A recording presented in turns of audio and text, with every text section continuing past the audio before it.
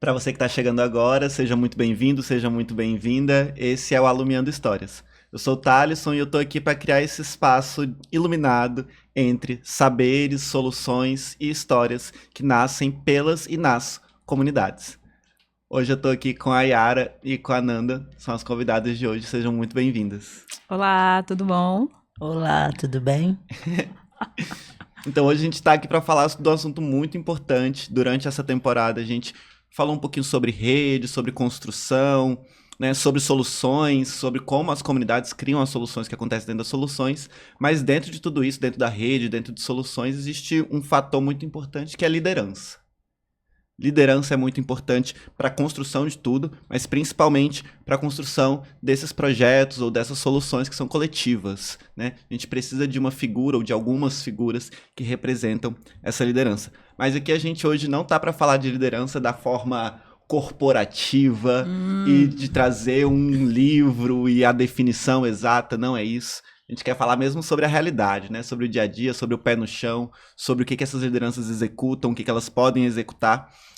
Porque a gente sabe que liderança dentro de comunidade é muito diferente, né? Porque a gente está falando do meio corporativo. A gente está falando de lutas muito pessoais, muitas vezes, de lutas que afetam a vida da própria liderança, mas também das pessoas que estão em torno dela, né?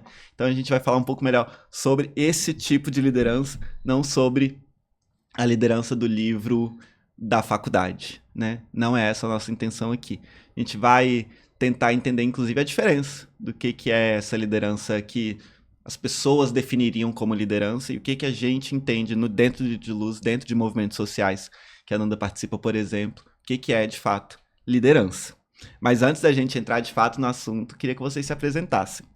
Não como cargo, mas sim quem são vocês, de onde vocês vêm, o que vocês fazem, qual é a história de vocês.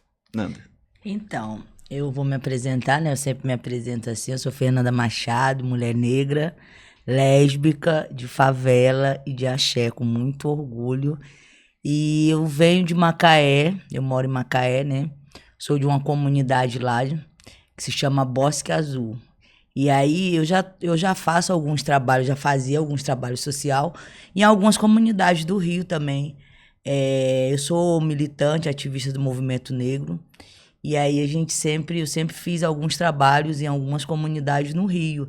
Mas é totalmente diferente de você fazer um trabalho numa comunidade no interior. É outra pegada, é outra. E aí a partir do momento que você começa essa sua luta, né? E aí você se vê nos outros, né? Que é muito bom estar aqui, né? Do lado da Yara, que é uma mulher negra também. E aí a gente sabe que o quanto que é essa nossa luta, né? Do movimento negro nessas comunidades.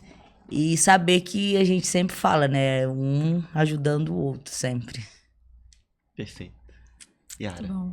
Oi, gente, eu sou a Yara, muito prazer. Eu sou voluntária do Litro há muitos anos. Eu amo o Litro, acho que não é segredo para ninguém. Sou pedagoga e, enfim, gosto muito de trabalhar com comunidades, pessoas e desenvolvimento também. No Litro eu sempre trabalhei com desenvolvimento social, né? Porque realmente é a área que mais me identifico e eu tenho um amor absurdo por rede de embaixadores e como a gente vai falar com essas pessoas, enfim. Acho que é isso, faço terapia, sou casada, tenho 2 gatos, um cachorro, mas sou angolana, tô aqui há muito tempo já. E uma das coisas que me fez entrar no Litro é que lá em Angola a gente tem muita falta de luz, né? Assim, muita mesmo. E eu vim para cá muito nova e uma vida privilegiada em relação ao que eu deixei. E por muito tempo eu senti um incômodo muito grande sobre como é que eu podia retornar para o mundo, né? O que eu ganhei, assim, nessa vida.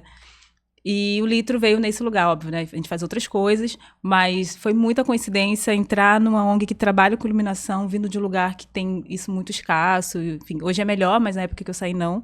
Então, acho que o meu amor pelo Litro vem dessa motivação e etc. E é isso.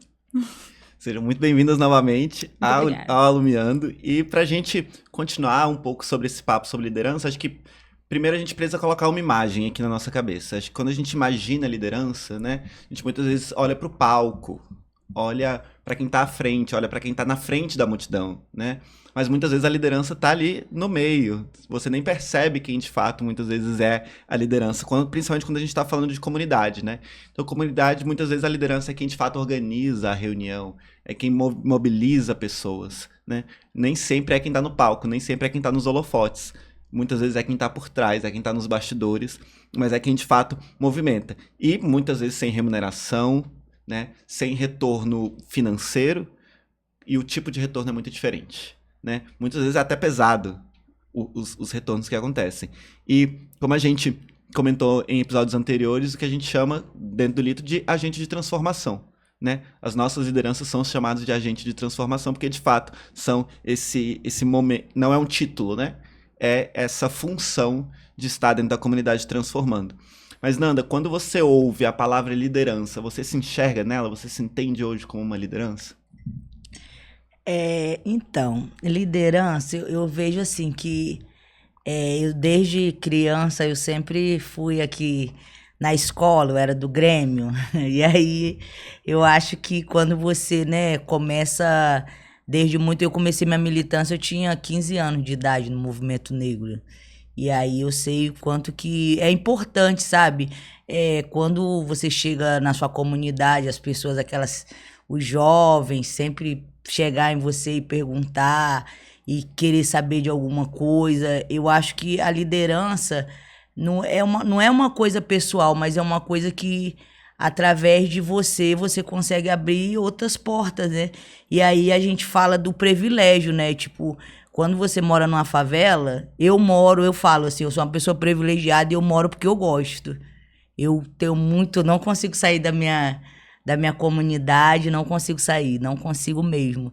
E aí eu sempre falo que nem todo mundo gosta de estar ali, eu gosto de estar. Eu gosto de estar ali naquele lugar, mas é muito difícil, porque é outra realidade, na verdade. Você vê, sabe, várias pessoas ali que precisam realmente e que têm necessidade, e aí você começa a ver isso e olhar, aquele olhar de poder ajudar, de poder, de um jeito ou de outro, sabe, proporcionar coisas, igual fazer, quando você falou, né, de ficar por trás, você fazer uma festa das crianças, a festa do Dia das Mães. São coisas que nessa comunidade vale muito, sabe? E eu acho que é isso, você poder, você não vai mudar, né? A gente não vai mudar o mundo, mas você pode transformar cada dia um pouquinho mais. A gente não vai mudar o mundo, mas a gente muda mundos, né? Cada um tem o seu mundo e a gente consegue mudar alguns mundos. E eu falo que o Litro foi muito importante, assim, na minha vida. Mesmo eu já fazendo esses trabalhos, quando eu conheci o Litro, foi muito, muito assim, gratificante. Tipo, eu falo que hoje eu falo que é um dos projetos mais assim bonito que eu faço na minha vida. É muito importante assim fazer parte do Litro. Incrível ouvir isso, Nanda. E eu acho bom também, né? Por favor. Acho que bom que seja melhor mesmo. Você não sai de Bosque Azul porque você é uma pegada, isso sim. Mas, Yara, e você? Você se enxerga também como liderança? Você acha que esse papel de liderança, essa vivência de liderança tem a ver com a sua história? Sim, é engraçado quando você falou, tipo, que líder é aquela pessoa que fica por trás, né? Não necessariamente ali na frente. Eu sempre senti que, para mim, ser líder era garantir que as pessoas que estavam sob a minha liderança, que estivessem ali na frente e elas fizessem as coisas. Eu me sinto muito confortável de não ser a pessoa que está com a cara lá na frente, mas que é a pessoa que garante que vai chegar alguém lá na frente. Então, acho que sim, liderança sempre esteve muito presente, desde a época que eu era da igreja. Sim, gente, eu era da igreja. Desde a época que eu era da igreja, já fomos, né? E a igreja, ela te ensina muito a ser assim, né? A fazer as coisas, tomar frente, não sei mais o quê. Então, isso já vai te moldando ali, aí junta com outras coisas também, personalidade, e funciona. Teve uma vez que eu me inscrevi por um GT, e aí perguntaram, né? Por que você quer participar do GT? Eu falei, porque eu nasci pra mandar, não é óbvio? Gestão faz parte de mim, gente. Mas eu gosto porque eu sinto que o meu trabalho tem mais impacto. Eu consigo ver o impacto direto do meu trabalho. E aí, eu acho que esse é o lugar que eu me sinto confortável. E acho que existe uma crença que é enraizada, assim, talvez para muitas pessoas, que é de que a liderança é um dom, né? Que você nasce líder, que você nasce com essa capacidade. Mas a gente, no Litro de Luz, a gente entende que essa formação de liderança é importante, né? De que, inclusive, a pessoa se reconhecer como possível liderança, né? Que a Nanda falou, já fazia projeto, já se entendia dessa forma, mas também nesse momento foi uma virada de chave de um outro tipo de entendimento como liderança. Então a gente está falando de questões que podem ser desenvolvidas. A gente não está falando só, óbvio, acho que existem muitas pessoas que já nascem muito propensas a isso, mas que se não desenvolver, não vão muito à frente com isso, né? Então a gente entende, dentro do Litro, que liderança também é uma habilidade, muito mais do que um dom. Mas falando então de formação, Yara, eu queria que você contasse pra gente como que acontece o curso mesmo. Como que é o curso. O Caio, o voluntário, esteve aqui há alguns episódios atrás falando um pouquinho do que o embaixador faz na prática, mas queria ouvir como que é o curso, o que acontece dentro do curso. Muito bom, muito bom. Já quero fazer aqui, né, que eu amo a formação de embaixadores, acho que é uma das etapas mais legais, porque é o momento que a gente se aproxima muito dos embaixadores, que a gente passa muito tempo com eles, e também que aí a gente conhece quem são as pessoas, né, não só o papel que eles representam e tal. Então, quando a gente está falando de formação, a gente está falando de um dia em que a gente fala sobre desenvolvimento social, então a gente fala de tópicos muito mais comportamentais, né, de comunicação, de liderança, deles entenderem qual é o papel do embaixador, o que a gente espera deles. Depois a gente vai e passa uma parte de montagem e manutenção das soluções, porque a gente precisa capacitá-los para que eles sejam capazes de mexer e consertar nas soluções na nossa ausência. Então, a ideia da formação é passar um ou 2 dias, a depender ali, né, da disponibilidade da comunidade e tudo mais. A gente passa um dia fazendo essa formação voltada para desenvolvimento social e interno e também para conserto e montagem das nossas soluções. E também tem algumas dinâmicas muito legais que são de aproximação, né? Então, vou falar aqui do Rio de Janeiro. Então, a gente faz, por exemplo, o Varal dos Sonhos, que é o momento que todo mundo escreve algum sonho, seja ele qual for, e pendura, e as pessoas falam sobre esse sonho. E é o momento que a gente também conhece mais quem são essas pessoas. Teve uma formação que foi do Quilombo Alto da Serra. Alto da Serra? Não, esse é o último agora, de novo, o Santa Justina, né? E aí, no Varal dos Sonhos, eu coloquei que o meu sonho era ter um Natal com a minha família toda, porque minha família tá dividida, né? E eu queria muito Natal com todo mundo, nananã, e a menina chorou muito, porque ela falou assim, cara, é uma coisa que pra gente é tão normal, né, que todo mundo tem, e você sente falta disso. Eu falei, pois é. E é uma coisa que ninguém nunca saberia. Eu falei, gente, fica tranquilo, tá? Eu tenho família, é só um sonho, mas a vida tá tudo bem. Então, a formação, ela vem nesse lugar, de não só a gente passar conhecimentos que a gente acha que eles podem desenvolver mais, né, agora que tem ali a presença do Litro, como também aprender sobre a comunidade, o que eles têm para nos ensinar e etc. A gente sempre fala que a gente vai ensinar, mas acaba que a gente também aprende muito, porque a gente está falando de pessoas com vidas totalmente diferentes da nossa, experiências. Ai, quando eu chego num quilombo, eu morro, assim, eu quero sair pegando todo mundo, porque pode ser minha mãe, minha avó, minha tia, eu choro, enfim. Então, a formação, ela vem nesse lugar, não só de formar esses embaixadores para eles serem autônomos, mas também de aproximar, né? De conhecer quem são essas pessoas e etc. É isso. Eu entendo também, Yara, complementando, né, o que você está colocando, desse momento que é um momento de reconhecimento, né? Da gente se reconhecer um no outro, inclusive. Como você colocou, muitas vezes a gente não percebe a dificuldade do outro, mas em outras vezes a gente percebe que a gente tem a mesma dificuldade que o outro, né? E esses momentos, às vezes é alguém que veio de muito longe, que tem uma história completamente diferente da sua. Você nem imaginaria, que fica assim, gente, mas essa pessoa morou esse tempo todo, a vida estava acontecendo e ela estava vivendo isso. Sim, gente, é impactante. E aí você cria essa conexão muito, muito forte, assim, e que acontece muito rápido. A gente faz um trabalho, em geral, nas comunidades ali de 2 a 3 meses, e são 2, 3 meses que a gente cria uma conexão muitas vezes pro resto da vida, né?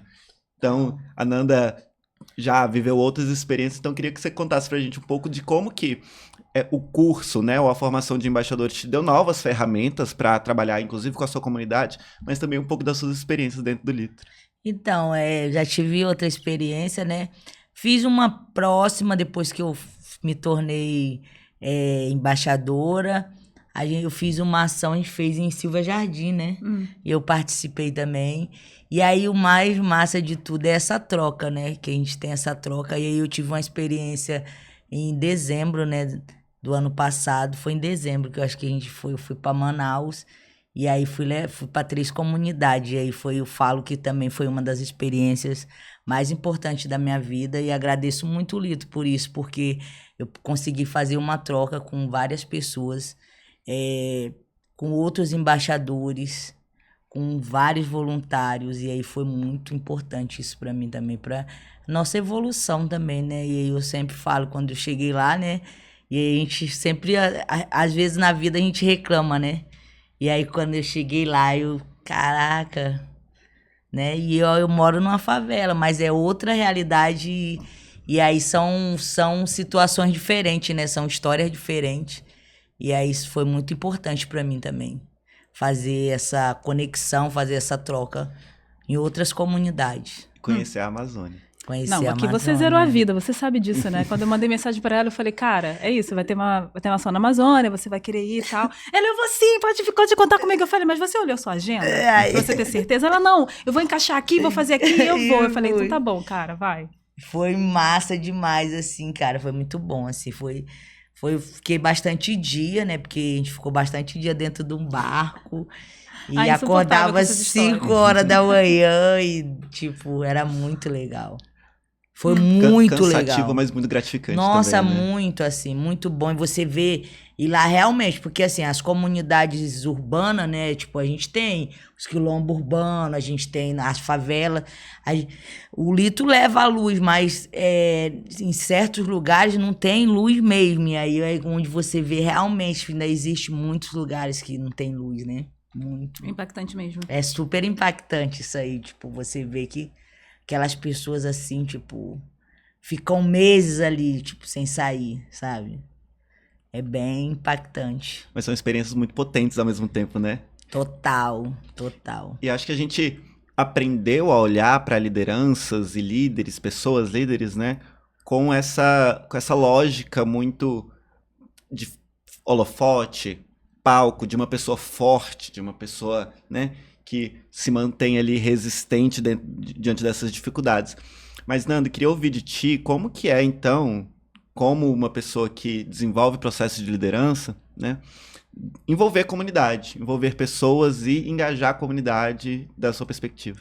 Não, vou dar um exemplo aqui, né? O Lito chegou lá, né? Acho que meu primeiro contato foi com você, não foi, Yara? Tipo, a Yara foi meu primeiro contato.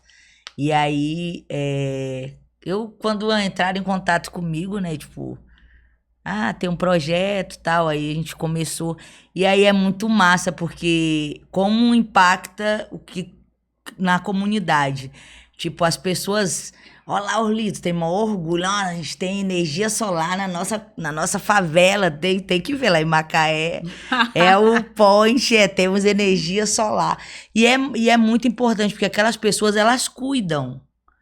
E isso ninguém mexe, sabe? Tipo, elas cuidam daquilo. E é super importante, sabe? Isso também, esse impacto. E um impacto também que foi importante também, não foi só chegar lá e colocar, né? Foi todo o processo de conhecer a comunidade, fazer ação. Isso também foi muito importante, assim. É bem legal, assim, essas ações que o Lito proporciona, né? Em vários outros territórios também. Acho que não é só chegar lá e colocar o Lito ou dar o lampião, é todo um processo por trás. Sim, e acho que esse movimento, né, de engajamento comunitário, de envolver a comunidade, de que a comunidade se mobilize, muitas vezes a gente ignora um outro lado, para além desse holofote, dessa presença, que é o desgaste da liderança, né? O quanto muitas vezes é sofrido estar nesse papel.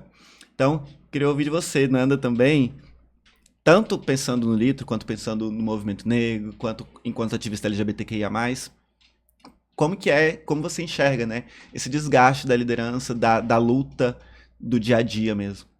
Então, é bem, né, porque o que acontece? Às vezes te deixa muito cansado, mas é muito importante. E aí vem o lado do desgaste, mas de você fazer outra liderança, sabe? E isso é importante. Essa semana passada, a gente a gente levou o pessoal para São Paulo, para as cotas, né? Foi o dia pra gente lutar pelas cotas raciais. E aí foi muito massa, porque a galera que eu consegui mobilizar era tudo jovem preto da favela. Tipo, todo mundo empolgado, nunca tinha ido em São Paulo, nunca tinha saído da... Porque você acha que não, mas a gente dentro da nossa favela, dentro dos quilombos, dentro do nosso território, tem pessoas que nunca saíram dali. Você acha que às vezes é impactante, mas tem pessoas que nunca saíram dali. E aí é muito bom hoje você fazer esse processo de estar trazendo essas lideranças. E aí depois que a gente consegue fazer isso, várias pessoas, vários jovens, né? Pô, eu gostei, posso participar, como é que faz? E aí é isso, né? Você conseguir fazer essa ponte, todo esse processo de trazer essas novas lideranças, né? Porque a gente vai ficando velho, né? Cansada, ela acha que não, mas ela está velha e cansada. Eu tô velha e cansada, né? E viajada. E é isso, né? Fazendo várias coisas e a gente não pode abraçar o mundo também, né? Mas a gente tenta fazer o melhor e é muito importante quando você vê outras pessoas, né? É abraçar os projetos, né? A gente tem acho que a Yara chegou aí lá, nessa última vez ela não foi, mas de uma lixeira lá na nossa comunidade a gente transformou em uma biblioteca, né? Uma lixeira, ela hoje é uma biblioteca e aí é muito legal. E aí, por incrível que pareça, agora eu ganhei um curso de pré-vestibular e aí vai ser muito massa, assim, porque na verdade 2 cursos e aí um eu vou fazer lá mesmo. Pessoal jovem já estão tudo atrás, já é muito importante isso. Ué, essa biblioteca é aquela da primeira visita que a gente foi? Nossa, sim. A biblioteca. A gente montou a biblioteca na lixeira, muito massa, né? E é isso. Transformação, né? Um pouquinho que a gente faz. Depois, olha pra você ver como um impacto. Depois que vocês foram lá, né?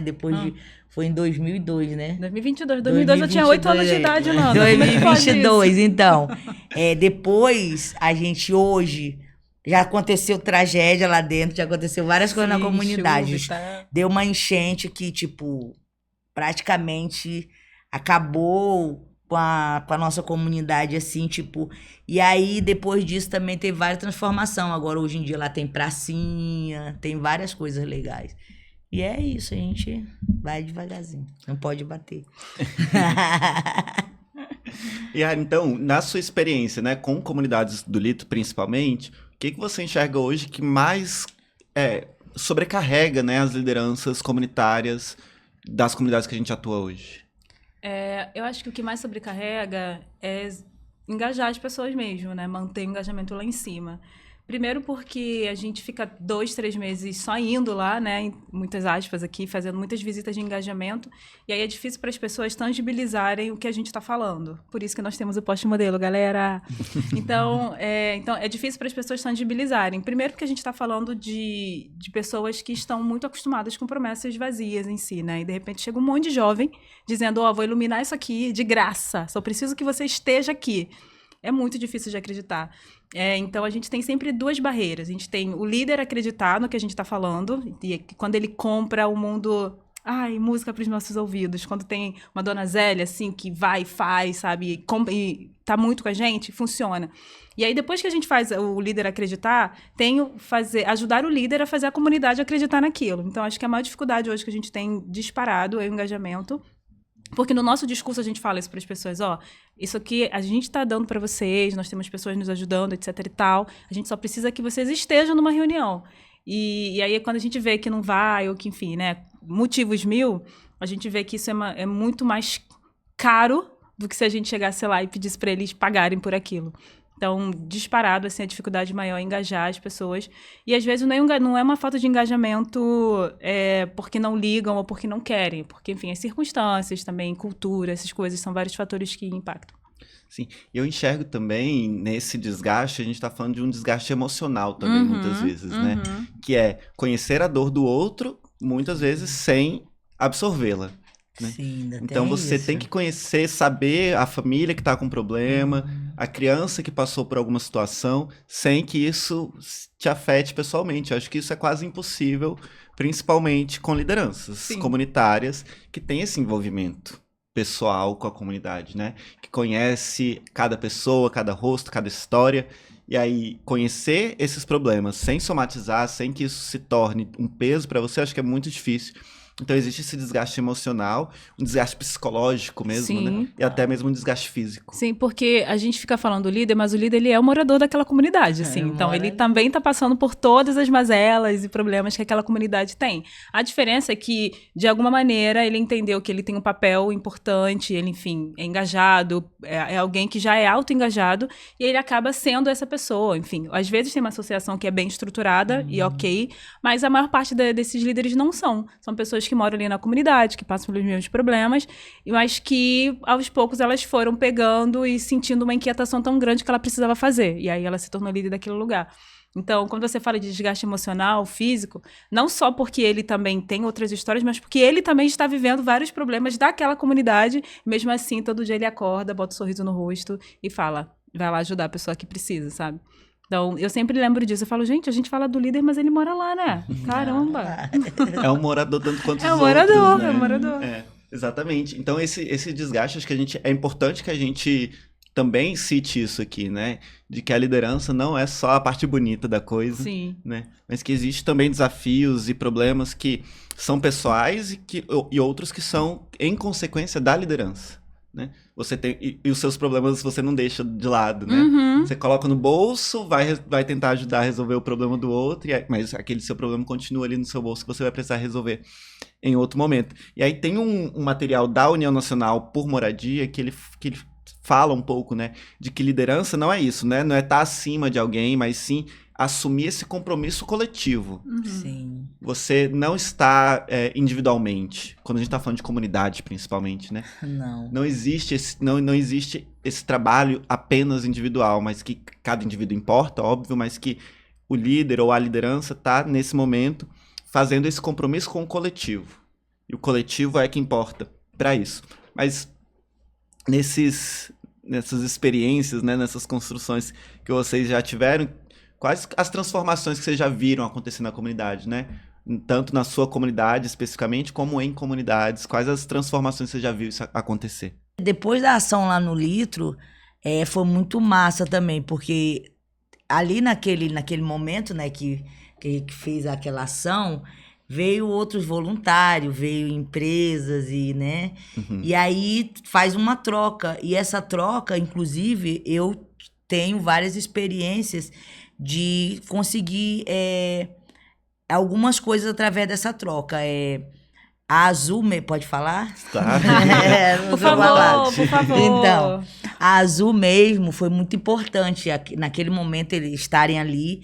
E aí foi muito massa, porque depois a gente trocou contato, o pessoal da Azul trocou contato comigo. E aí eles falaram, Fernando, ó, quando você precisar de alguma coisa, tal.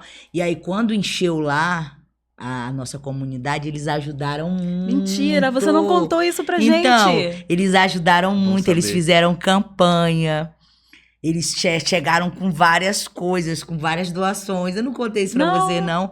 Foi muito massa. E tipo assim, e aí, a gente, né, como você falou, em liderança, a gente tem... E as pessoas chegam até você, inclusive mulheres que sofrem violência, né? Uhum. E aí tinha uma família lá que sofreu violência lá dentro do bosque.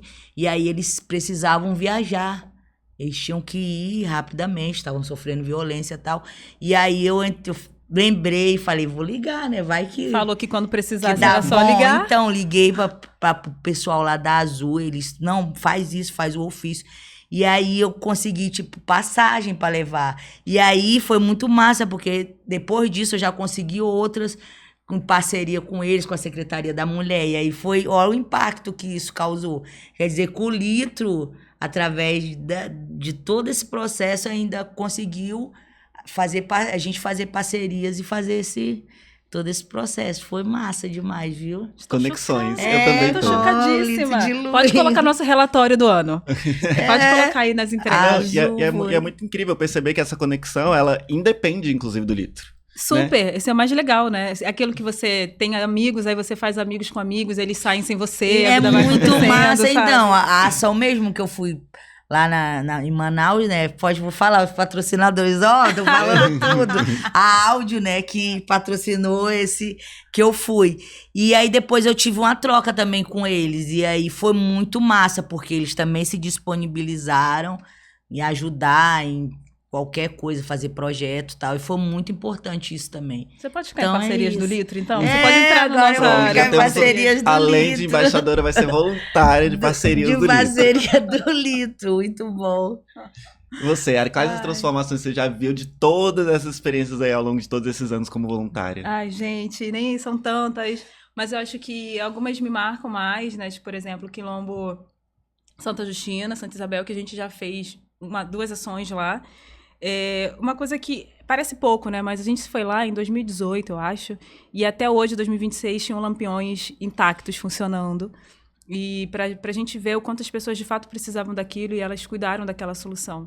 Então, isso eu fiquei muito chocada. Eu falei, como assim? Calma, valeu esse tempo todo. E estava intacto, real, assim. Acho que toda a comunidade que a gente vai, principalmente as que são quilombo, né, que particularmente me tocam mais, eu vejo uma necessidade muito grande. Depois que a gente volta, ou então quando a gente, enfim, entra em contato para poder saber como estão as coisas, a gente vê muito cuidado pelas soluções e vê sempre uma gratidão muito grande. Não tem como a gente saber o impacto da vida que aconteceu, diferente da Nanda, que é uma embaixadora, que mora na comunidade, então ela é diretamente afetada e vive isso. Mas a gente que está aqui fora, a gente vê muito pelas palavras de gratidão mesmo, pela forma que nos recebem, pelo fato da gente conseguir ir visitar a comunidade, independente de ter alguma coisa do Litro. Então, Santa Justina a gente vai para tomar café da manhã e ficar na cachoeira, sabe? Então, a gente criou uma relação para além disso. Essa relação é muito sustentada pela gratidão e pelo cuidado que eles têm com a nossa atuação lá. Então, quando você me pergunta o que eu vi, não foram coisas específicas, foram mais movimentos e continuidade de relacionamento, que eu acho que isso já diz alguma coisa, né? Deve dizer. A imagem que me vem à cabeça nesse cenário também são ondas, né? Que a gente vai vendo que em algumas comunidades a onda é menor, em outras comunidades a onda é maior por características da própria comunidade, mas que esse movimento ele sempre acontece, né? Esse movimento para cima. Então, por isso a onda, né? Que esse movimento para cima sempre acontece, de movimentar a comunidade, de estar presente ali. Mas a gente tá caminhando para o final da nossa conversa aqui, sim, eu ouvi choros ao fundo também. Sempre que eu falo isso, eu ouço choros, não sei porquê. Mas, trazendo um pouco de uma autora muito importante pra gente, que é a Bell Hooks, ela fala, né, um pouco que a comunidade, ela é um ato de compromisso. A gente está novamente falando de compromisso aqui, né? Então, quando a gente fala de liderança, a gente não está falando de alguém que lidera sozinho. A gente está falando de alguém que assuma um compromisso coletivo e que, muitas vezes, o desafio não é só formar novas lideranças, mas cuidar daquelas que existem também. Inclusive, cuidar uns dos outros e cuidar de si mesmo. Lideranças que precisam cuidar de si mesmas, né? Então, quem cuida de quem cuida, não é mesmo? Então, a liderança, ela precisa cuidar de si própria, mas a gente também precisa ter esse olhar de cuidado com a liderança, porque ninguém vai conseguir sustentar um território sozinho, né? A gente precisa dessa força coletiva. Mas, então, caminhando para o final, queria que vocês deixassem as mensagens finais de vocês para quem está ouvindo o Alumiando nesse momento. Só a gratidão, agradecer ao Litro, né? Eu sempre falo. Aí quando eu boto algum textinho lá na internet, eu boto somos luz na escuridão. É muito massa, assim, né? Poder, isso que você falou é super importante, de liderança, né? Hoje eu sou presidente estadual da UNegro, né? Que é a União Nacional de Negros pela Igualdade. E aí eu sei o quanto que é importante a gente fazer essa ponte. A gente tem vários núcleos no estado todo. E aí é um braço, né? Eu não consigo fazer sozinha, como você não consegue, como a Yara não consegue. E aí, a partir do momento que a gente consegue fazer essa troca, né? É super importante. Eu tenho sou muito feliz em ter conhecido o Litro de Luz, em fazer parte, né? Falo que a família, sua família azul, viu? E aí é muito importante, né? Você ver outras pessoas, ver outros embaixadores, conhecer outros embaixadores, é muito, muito massa, assim. Só emoção, só agradecer, né? Por ter conhecido e agradecer por fazer parte. Né? Faz parte mesmo, faz parte da família. Faz muito. Não é quase da família, você é da família. Cara, eu tô muito feliz porque a gente tá falando desse Alumiando História há muito tempo, né? E aí, do nada, pra gente que tá aqui de fora, não pra quem tá produzindo, né, Thali?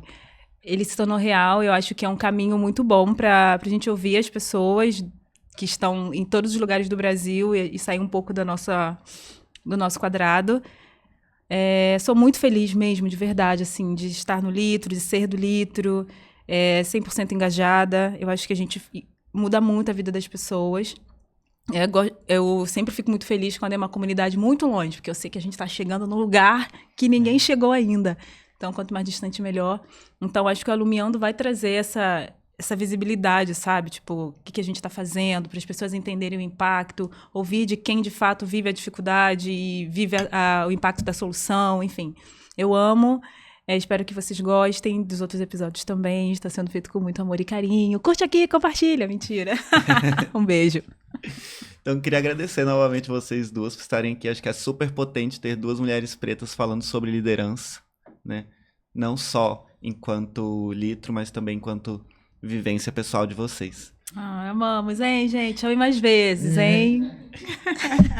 Então, até o próximo episódio. O Alumiando Histórias fica por aqui, mas a gente segue iluminando.